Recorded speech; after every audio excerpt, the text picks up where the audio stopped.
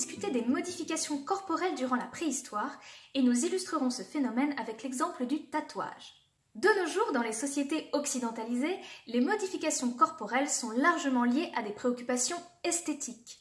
Elles peuvent bien sûr avoir une signification pour son porteur, mais elles résultent dans ces cas-là d'un choix individuel. Dans les sociétés ritualistes, les modifications corporelles se font de manière standardisée, parce qu'elles interviennent lors de rites de passage. Les rites de passage servent à marquer le changement de statut d'un membre de la communauté et interviennent lors d'étapes importantes de la vie de l'individu, comme la puberté, le mariage ou l'agrégation dans une société secrète. Les modifications de la corporalité peuvent être temporaires, comme le rasage des cheveux ou la conservation d'une barbe pendant la période de deuil, ou bien être définitives, comme l'arrachage des dents, la déformation de certains segments anatomiques, les tatouages, les scarifications, etc. On ne sait que peu de choses des modifications de l'épiderme pendant la préhistoire puisque la peau n'est que très rarement conservée.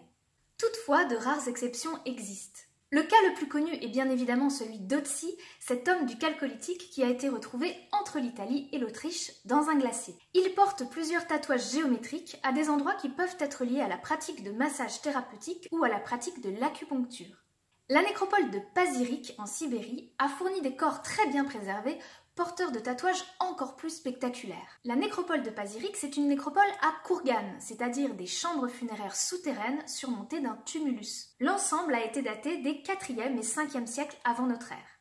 Les motifs retrouvés sur les corps sont d'une finesse d'exécution rare. Ils représentent majoritairement des chevaux et ce choix n'a rien d'étonnant, les populations nomades entretenant de très fortes relations avec leurs montures, allant jusqu'à les inhumer avec eux à l'intérieur de leur sépulture. Mais ces tatouages affichent également des motifs de bouquetins, de poissons ou de félins sur les bras, les épaules et les jambes des défunts.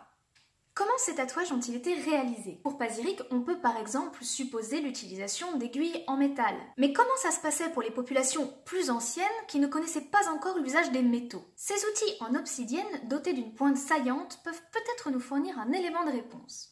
Ces outils proviennent du site de Nangou dans les îles Salomon et datent de 1000 avant notre ère.